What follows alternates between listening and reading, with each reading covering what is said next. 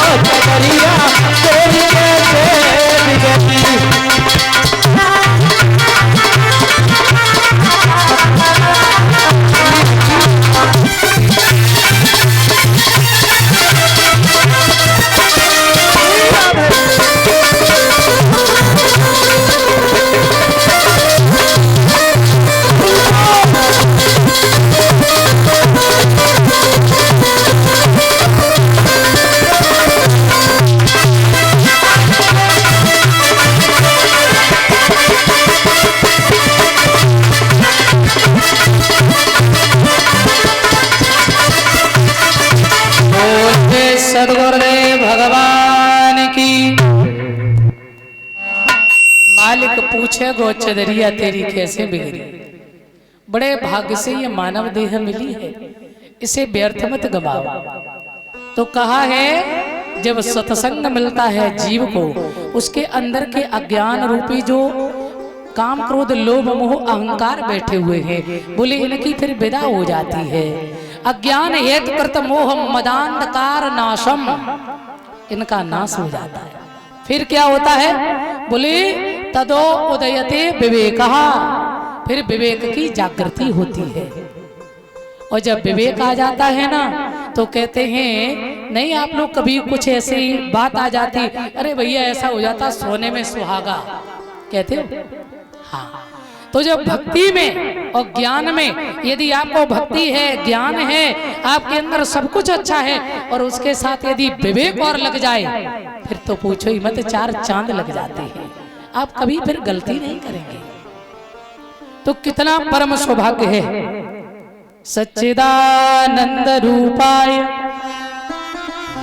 विश्वोत्पत्त्यादि Hathaway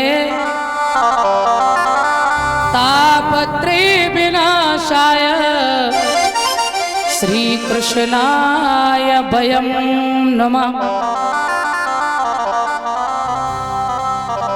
जिनकी कथा सुन रहे हो ना, जिनके लिए हम इतना अनमोल समय अपना निकाल कर आए हैं, जरा उनको तो समझ लीजिए ये सच्चिदानंद कौन है, ये कथा है किसकी, इस कथा का मतलब क्या है, इस कथा से होता क्या है।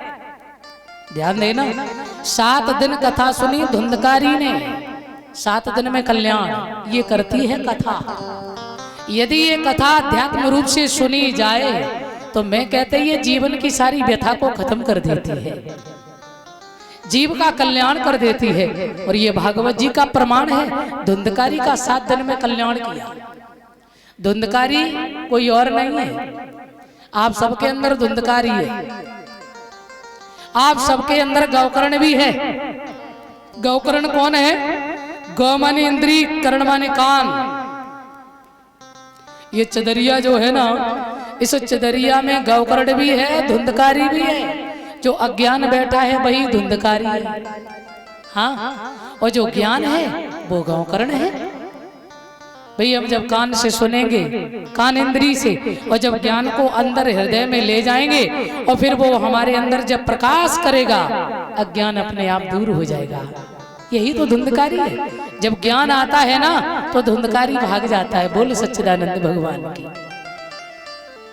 और ये 7 गांठ का बांस जो है ना, ये क्या है, आपके शरीर जो 5 भौतिक देह में ये जो मेरुदंड की हड्डी होती है ना, यही बांस है। और इस बांस पर 7 चक्रों का वास है। और जब साधक साधना करता है ना, एक एक चक्र को पार करता है, और जब ब्रह्म रंध्र में जाकर के पहुंचता है, तो फिर जीव और ब्रह्म का मिलन होता है, एक स्वरूप होता है, कल्याण होता है उसका। तो इसलिए ये सच्चिदानंद की ऐसी कथा है जो मन लगा के 7 दिन तो छोड़िए, 7 घंटे भी कोई सुन लेना तब भी ये जीवन बदल देती है। सच्चिदानंद रूपाय 3 चीजें हैं, सत, चिद और आनंद। इतने को मिलाकर, तीनों को मिलाकर बना है सच्चिदानंद। क्या बना है? सच्चिदानंद। सत किसे कहते हैं? जिसका कभी कोई नाश नहीं होता है, कभी कोई परिवर्तन नहीं होता है। हमारा आपका जन्म हुआ तब कैसे थे, अब कैसे हैं, और कल और कैसे हो जाएंगे, बदल रहे ना। ये संसार जितना भी आपको दिख रहा है ना, ये सब परिवर्तनशील है, यह सब बदलने वाला है। केवल एक परमात्मा ही ऐसा है जो कभी बदलता नहीं, इसलिए उसे सत कहते हैं, जो सदा तीनों काल में प्रतिष्ठित रहता है, तीनों काल में विराजमान रहता है। संसार है तो भी है, संसार नहीं रहेगा तो भी है, और संसार को जब बनाना होता है तब भी एकमात्र वही सच्चिदानंद ही रहता है। सत्यव्रतम सत्य परम त्र सत्यम सत्य शिवनिम निहितम च सत्य सत्य से सत्यम व्रत सत्य नेत्रम सत्यात्मकम त्वाम शरणम प्रपन्ना। तो वो त्रिसत्य है, आदि मध्यांत सत्य है, त्रिकालाबाधित है, अपरिवर्तनीय है, इसलिए उस परमात्मा का नाम है सत्य। नंबर 2 चिद। चिद माने होता है प्रकाश। हम जब कोई वस्तु को देखते हैं या मुझे पढ़ाई करनी होती है, घर में अंधेरा पड़ा हो तो हमें बल्ब की जरूरत होती है। अच्छा, बिना बल्ब के ये आंखें काम नहीं करती हैं। भगवान ने कितना बड़ा बल्ब लगा रखा है, देखा है? कितनी बड़ी हैलोजन जो सारे विश्व को प्रकाशित कर रही है। और ये हैलोजन जब तक नहीं निकलती है, कभी कभी ग्रहण पड़ता है, एक दिन में ही क्या क्या त्राहमाम मच जाती है, क्योंकि हम लोग थोड़ा करते हैं फिर भी अहंकार कर लेते हैं। हमने थोड़ा कुछ कर लिया तो अहम आ गया, और वो परमात्मा कभी अहंकार नहीं करता। उसके अंदर उसने तो इतना बड़ा, हम लोग एक छोटा सा मकान बना लें, छोटा घर बना लें तो हमें अहंकार होने लगता है। अच्छा, परमात्मा ने कभी आपको ये शिकायत की है? क्योंकि उसकी छत के नीचे तो सब ही रह रहे हैं। तुम्हारे लेंटर तो बहुत छोटे हैं, उसका लेंटर तो बहुत बड़ा है। और उसका लेंटर यदि ना हो तो ये लेंटर काम आने वाले नहीं है। और फिर भी वो कभी ये नहीं कहता मैं भगवान हूं, मैं कुछ करने वाला हूं। और जीव के अंदर, मनुष्य के अंदर देखो, थोड़ा भी कुछ हो जाए तो अभिमान, थोड़ा कुछ कर ले तो अभिमान, कभी अभिमान नहीं करना चाहिए। तो वो चिद है, कहते हैं वो पराधीन नहीं है, हम पराधीन हैं, वो स्वधीन है। और एक नहीं, जो एक सूर्य पूरे संसार को प्रकाशित कर रहा है, कहते हैं उस सच्चिदानंद के प्रकाश के सामने ऐसे करोड़ों सूर्य खड़े हो जाएं, करोड़ों सूर्य, और फिर भी उसके प्रकाश के सामने फीके पड़ जाएंगे। इतना दिव्य प्रकाश है उसका। धन्य है वो परमात्मा। तो कहते हैं हमें तो वो प्रकाश दे रहा है, तब आंखें प्रकाशित हो रही है। और वो ईश्वर अंश, वो चैतन्य जो अंदर बैठा हुआ है, उसका करंट जब लगता है तब ये आंखें देख रही है। और ना आंखें तो वही होती, मुर्दा को क्यों नहीं दिखाई देता है? आंखें तो वही है ना, पर मुर्दा को तो दिखता नहीं, क्योंकि वो चैतन्य करंट हट गया।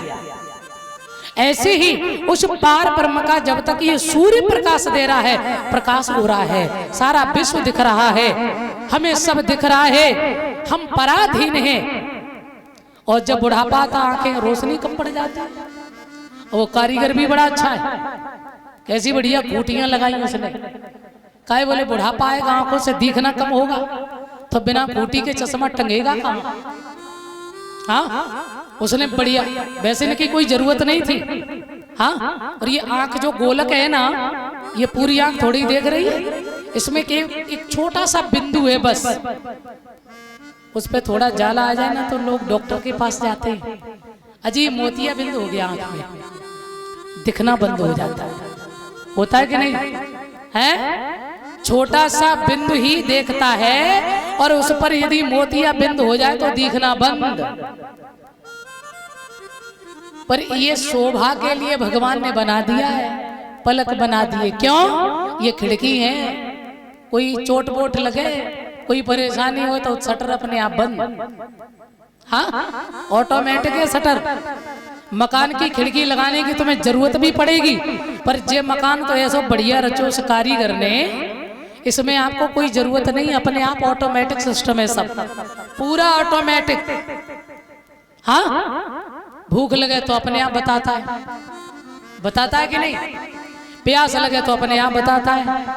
यदि कहीं बुखार का तापमान बढ़ रहा हो तो डॉक्टर बाद की बात है, ये शरीर स्वयं में डॉक्टर है, ये शरीर स्वयं डॉक्टर है।